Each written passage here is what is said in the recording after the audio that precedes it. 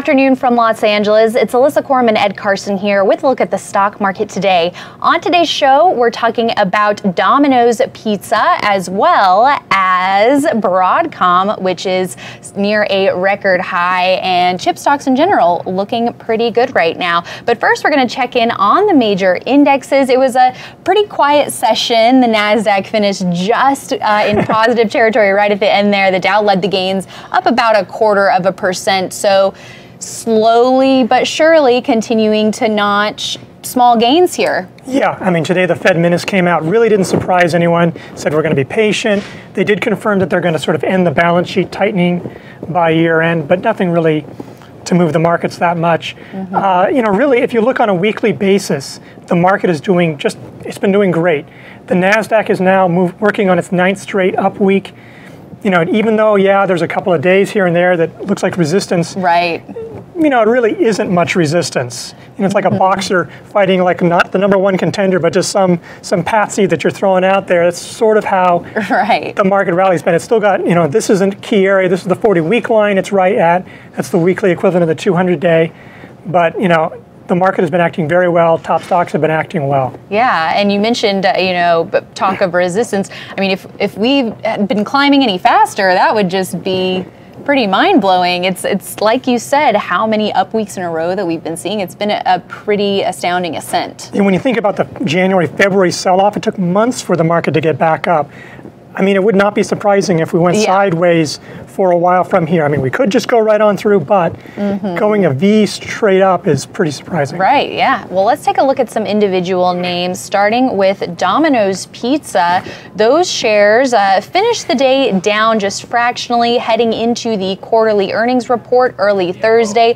Strong growth, again, expected for Domino's on the top and bottom lines here, and it recently cleared a double bottom entry. It's since pulled back, and now a new handle is forming, potentially a better entry here for Domino's. Yeah, the breakout came on low volume, so it was never that convincing. Right. So now with the buy point for the handle is around 297. If that came up, but we'll have to see. Buying ahead of earnings is risky. You can see the relative strength line has come down.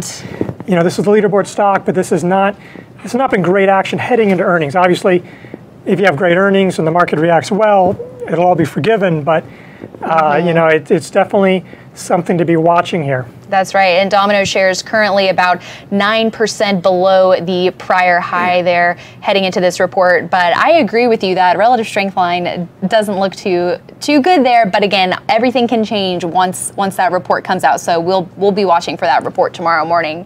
And earlier we mentioned chip stocks have been performing well. So we want to take a look at the Philadelphia Semiconductor Index here, showing leading outperformance. And when you compare this to the broader tech index, the NASDAQ, it's looking pretty good. It looks like it's closing in on those prior highs. Yeah, it's really been looking well. I mean, 2018 chips were terrible. I mean, chips are in basically everything. So if chip stocks are doing well, that's a good sign for tech in general. Everything. Everything except for my voice box, apparently. You know, the chip index has been doing really well. It's been outperforming. There was a relative strength line. You can see how that's bouncing back, really powering ahead. Today we had analog devices you and Ken were talking about today. Kept on doing well, and it's just really been strong lately. So, you know, you want to see this kind of, it's positive for the rally.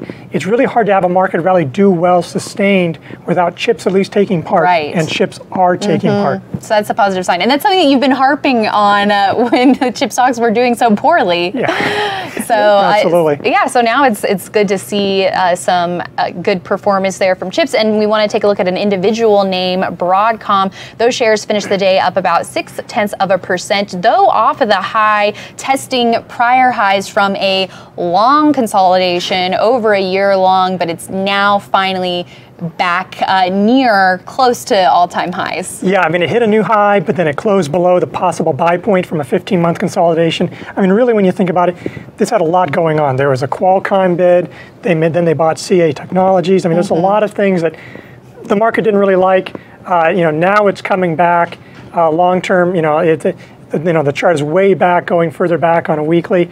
Relative strength line, you can see blue line powering higher. So, the volume wasn't great today. It was not really that, impressive in that regard.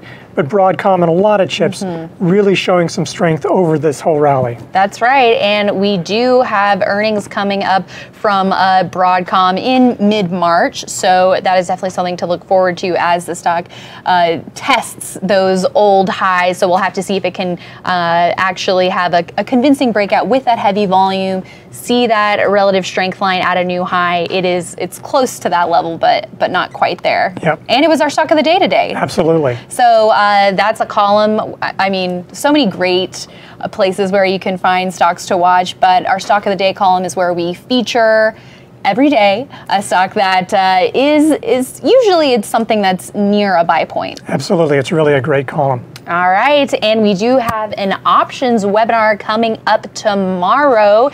It is at 11 a.m. Pacific, so make sure you head to investors.com/webinar for all of the details on that. It's going to be great. Our very own Justin Nielsen will be there, as well as Chuck Fulkerson. So make sure you check that out for all the details, investors.com/webinar. Thank you everyone for joining us today. And just a reminder that we are transitioning into this afternoon show being our main show of the day. We've loved doing the morning show, but getting that end of the day analysis we really feel is more valuable to you as our audience.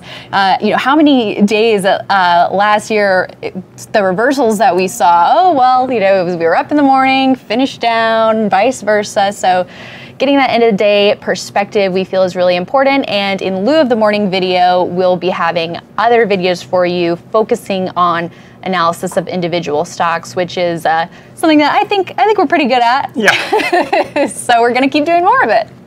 All right, thanks everyone for watching. Make sure to check out the webinar tomorrow, and we'll see you right back here bright and early for our market update. So we'll be finishing out the week with market update and then new content to come the week after that. Thanks for watching.